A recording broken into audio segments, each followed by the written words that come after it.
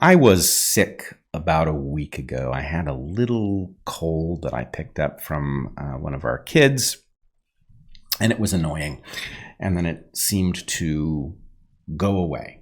All right. It seemed to be breaking up. I was coughing, but I was coughing up stuff. It was productive. I tested negative for COVID twice.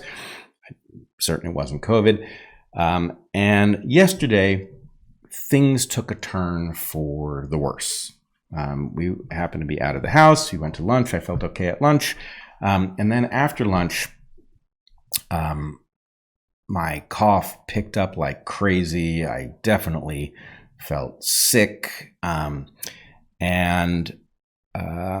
Anyway, it got progressively worse through the day and through yesterday evening. So I raised this because a couple of phenomena went along with this. I just sort of had the sense of, there's a metaphor I like, circling the drain. Right? I like circling the drain as a metaphor because you can circle the drain at a great distance and you're a long way from going down the drain. But there's a point at which you just feel that force a little bit and you're like, well, under ordinary circumstances, it's kind of hard to imagine how you end up dead. But from here, I can see how it could happen, right? So you didn't tell me yesterday that you felt like you might be circling the drain. No, I was circling the drain at a great distance. I was not. Lord, man. I was not. You might mention these things to your wife. Now you can hear me coughing. Yeah. Anyway, no. This is the reason. I knew you weren't doing well. I wasn't well, and I wasn't worried. You asked me if I was worried. I wasn't worried. I just had the sense of like, homeostasis. Actually, I didn't ask you if you're worried. I said I'm worried. You're like, no, I'm not. I'm like, well, okay. In any case, it was bad. But a couple things happened yesterday also. One, those who are long-term or even short-term watchers of the podcast will know that I fell off my bike a couple weeks ago and was injured in a number of ways. The injuries have progressed a little bit. So I believe I know through seeing our wonderful doctor, Dr. Miller, that I fractured my sacrum. So right above the tailbone. And I've been sort of hobbling around. It's been getting better, fits and starts. If I push things too much, it gets a little worse. If I take it easy, it gets a bit better. It's been getting better, though, over the course of this time. But the pain has moved around, okay? It's moved into my right hip socket.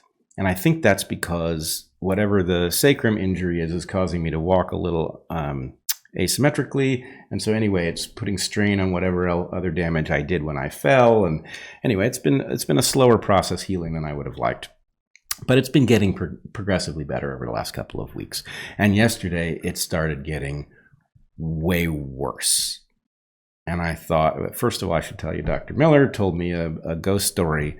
Neither of us thought that this was likely to be the case, but he said, "Look, I think you're going to get better, but there is one bad outcome that we can't rule out here." And the bad outcome is if you fracture the head of your femur, that basically the head of your femur could die from lack of circulation, and then you'd need a hip replacement. Neither of us thought it was likely enough for me to get an x-ray, but it was a ghost story he told me that has not apparently gone away. So when my pain flared up yesterday in my hip, it was like, oh, geez, why am I getting worse? And I didn't initially put it together, but it came with one other factor. I have this wound on my hand, right, from when I fell. And, I'm in my 50s. The first thing you notice as you get older is wound healing gets way slower. And you'll even notice that in your 30s, right? It's like really conspicuous how slow wound healing goes. And this one has been getting better, and it's annoying that 2 weeks out I still, have this wound, but it's been getting better every day, and I've been paying attention to that. And yesterday it started getting way worse. Now, visibly, there was no change, but the pain associated with it was just, like 10 times what it had been in the last week. And that caused me to think, and this is where we get to the laboratory of the self, that all of this fits together. So I should say, just let me complete the pathogen part of the story. Last night, or yesterday evening, I went to bed at, 7, 8 o'clock at night. Yep. And I didn't get back up until this morning. But in the middle of the night, I clearly had a fever, and then it broke, and I feel loads better today. In fact, I feel pretty well, other than the fact that I have this cough, which I think is just the final stages of the illness. But here's what I realized. The pattern of pain in my hip and my hand suggests that one of the mechanisms of illness involves a threshold of sensitivity to pain, right? Now, the counterintuitive part of this, evolutionarily speaking, is we have sensory neurons all over our bodies for obvious reasons. They send information that's important in order to keep you functional, right? If you do a little damage to some soft tissue, maybe you need some pain in order to get you to not use that tissue in order to give it time to heal, this sort of thing. But even at subconscious levels, right? Like you're constantly navigating and adjusting in ways that you don't even know you're adjusting, because your body is sending you signals that allow you to ease up on something so that some healing that is from some injury you don't even know existed can progress. Totally. And in fact, we could say that some fraction, maybe it's even all, but at least some large fraction of what we call discomfort are these little subliminal messages that tell us, take it easy on that elbow, or, you've been leaning too hard on that side for too many hours, or whatever. So mostly our bodies have a ton of data flooding towards our brain at all times, and almost all of it is thrown out almost all of the time because it's not useful to you, right? So the point is there's a huge amount of potential information you could tune into. Most of it never gets to the part of you that takes action or changes anything, and some of it gets to not quite conscious, but enough to get you to shift in your chair or whatever. But the fact that both my hip and my hand went in the wrong direction yesterday, I know nothing about my hand was any worse. It just felt way worse. Tells you what's going on here in all probability. So this is a hypothesis, obviously. But what's going on is that there's a threshold of pain that can be adjusted in the context of illness, which raises a question about the kinds of joint aches that go along with something like the flu, right? Are those joint aches the result of the fact that those tissues are in some way affected by the illness? Or is it the result of some other mechanism that is causing pains that you are ordinarily completely incapable of detecting to suddenly be above threshold where you pay attention? And I'm going to make an argument that there are a couple reasons you might have such a system.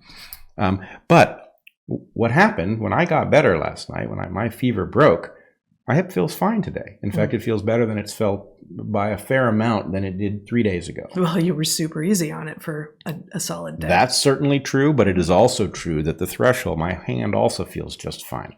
So, and interestingly, none of my other joints hurt. So what I think happened was the threshold now you're was just gloating. Not exactly, but we can get there. But what I think happened was this illness, whatever it was, caused a threshold adjustment in my sensitivity that did not go as far as a flu does, where all of your joints ache. I didn't tune into any of my joints other than the one that was above normal in terms of pain. And the indicator that this was just a pain threshold issue is my hand, which I'm certain was as good yesterday as it is today, but felt loads worse. Yeah, and it's fabulous at one level that you have those two very distinct types of injuries from the same event, that you had input in the same direction yesterday. With regard to your hip, you have no independent way, unless right. You have no way of knowing if the healing is getting better or worse or slowed or anything. But when you're talking about a wound on the skin, a flesh wound, I can see it. You can see it. Yeah, I can see it. And I'm not doing the story justice really, but the way in which the degree to which the part of me felt bad was in lockstep between these two things, right? As my hip started to drive me crazy yesterday, my hand started to drive me crazy. Yeah, no, and that, our experience. So, the boys and you and I and our dog all went down to the river, and I think it was hard for all the other four of us, including the dog, although she said less about it. At any moment, it was like, well, wait a minute, what is it that you're feeling? You're clearly not doing well, but is it your hip or is it the cold? Like, which is it? And it was just like, it was everything all at once. So it all sort of congealed into a single pain event, which was very interesting because they have completely different ideologies. Yeah.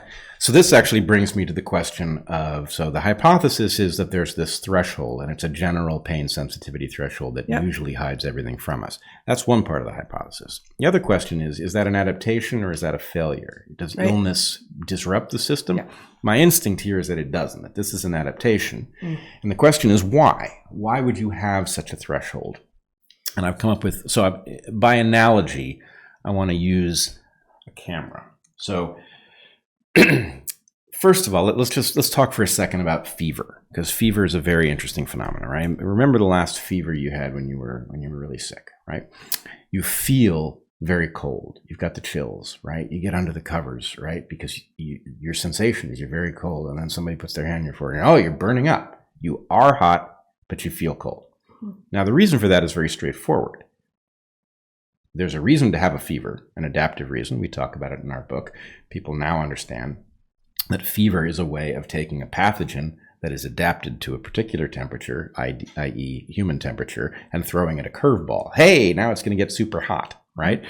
So that's a good way of fighting a pathogen. But how does it get accomplished? Well, it's as if you've got some sort of a formula that keeps your temperature really close to 98.6 Fahrenheit, because your enzymes and everything else about you requires, it's very narrow tolerances, right? A couple degrees off really throws a curveball at your whole system.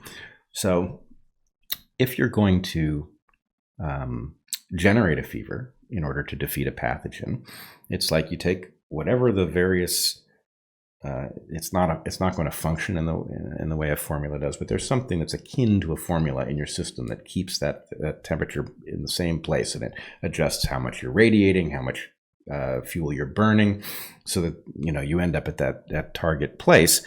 Well, imagine that in the condition that your body detects that you're sick with something for which a fever would be useful, it subtracts 2 degrees from the final output of the equation, so that instead of being 98.6, you're 2 degrees up, right? You now have a fever. But what would that feel like? It would feel like I'm 2 degrees colder than I would like to be, right? And so it causes... Relative to the ambient environment, which didn't change. Relative to the ambient environment, which then, of course, makes the fever cheaper. You diving under the covers, right, an insulative layer, means that the amount of fuel that has to be burned in order to generate that is much lower than if you were out in the wind, right? Yep. So anyway, it's that, subtract 2 or subtract 3 from the final output of all of the detectors that tell you how hot you are and therefore whether you need to radiate more or generate more heat, right, is rather like the adjustment. I don't know if you can see that on a camera, a good one. There's an adjustment for the sensitivity of the light meter to light. So in the case that you have a subject that will confuse the light meter, like a backlit subject, right, where the subject will end up very, very dark, you say, well, I want you to overexpose by a stop. That means double the amount of light hitting the sensor before you tell me I've got enough. Is it log? Each one stop is a double? One full stop is a double. Oh. Is a doubling of incident light. Okay. Yep. So that kind of calibration or recalibration in light of a corrective factor can then fix the photo. And what I'm arguing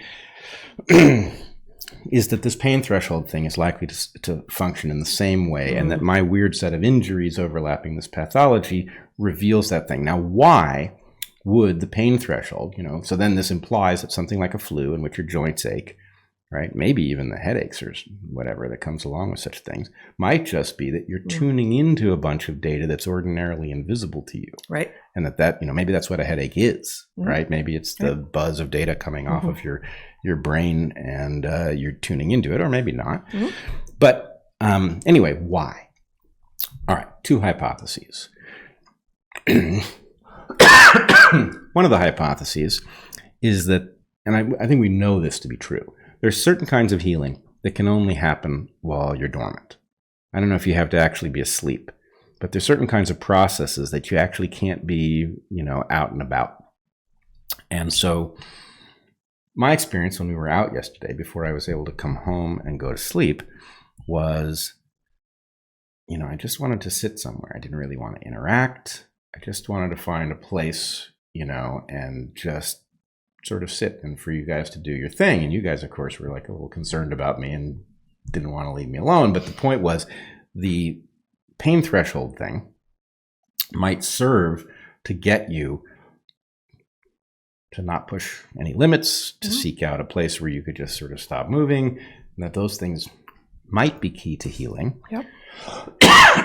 The other thing, the other possible explanation would be that this requires you to think in terms of lineage for it to make sense, but in the context of a pathogen, an individual's interests involve not just getting better, but not giving the pathogen to those with whom they have aligned interests or shared genes, right? So not getting you to pass on your illness is key. And so another effect of feeling uncomfortable and in pain and all of those things might be to get you to just kind of not hang out with people. And, this would also potentially have value of feeling a bit grumpy about it and all the things that come along with it. So anyway. Making people not want to hang out with you either is the idea. Oh, that's good. Yes. Becoming intolerable could save them catching the pathogen. Anyway, so these hypotheses are not all equal strength. I'm not sure I heard clearly the distinct hypotheses here. So the first hypothesis is the pain threshold adjustment issue.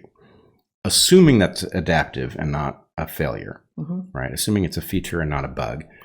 One thing is it could be that increasing your sensitivity to your joints, then causing you to feel painful all over, could cause you to stop being active, which could be key to healing, right? The dormancy could be the value. Or it could be breaking your usual social patterns to protect others who it would be better if they didn't get sick. So that's 2, right? No, 3. Pain threshold adjustment is an adaptation. Why would it be an adaptation? A, it could be about increasing speed of healing. B, it could be about not passing on the disease. Well, it's 2 alternative hypotheses predicated on a first one. Yep. So there's an alternative. So the second unnamed one to the first level is it's not an adaptation. It's just an effect. It's noise. So you test that one first. You say, okay, if so, if adaptation, then adaptation for what? And then you've got 2 downstream of that. Right. And so, to complete it, we've got predictions for all of these. So first of all, let me defend laboratory of the self for a second. Okay. People, you've got a problem, which is yourself is a difficult environment to do science on because you're not objective about it, right? You're a big anecdote. Well, you are a big anecdote. Or maybe the pants just make you look like a big anecdote. But nonetheless, you're a big anecdote. Itself a hypothesis worthy of being tested. Worthy of being tested, although... Yeah. No, it can't be tested. But anyway, here's the thing. You are a big anecdote. That's a problem. On the other hand, you have more information about yourself than you do the next nearest person by a huge degree, right? I know you better than anyone else on earth knows you, but the degree to which things about you are mysterious to me that I don't even know they're questions because they happen internal to your mind and you don't tell me enough that I would detect them. I know much less about what it's like to be you than to be me, obviously. Right. So that means that the degree to which being an anecdote is bad is in some sense offset by the degree to which you have way better data on yourself than anyone else. And so paying attention to these patterns internally is a great way of discovering the way certain things work. And a number of places where I've found stuff out that actually allowed me to make my life materially better by noticing a pattern is large. But it generates hypotheses. You then need to figure out how to test them. And so one question would be, do others see a relationship between injury and illness that reveals the same threshold adjustment, right? And the pattern is, complex enough that it should be conspicuous if it's visible. In other words, I got to the place that my injury showed up as pains, but my other joints that were not injured did not. That's an interesting pattern. The question about whether or not it is a matter of protecting others from a pathogen suggests, and this is a tougher one to test, but it's at least a prediction, a proof of concept that you could have such a prediction, would be that species in which sociality brings individuals together would show this threshold effect much more precipitously than species that were not generally social. Good, yes.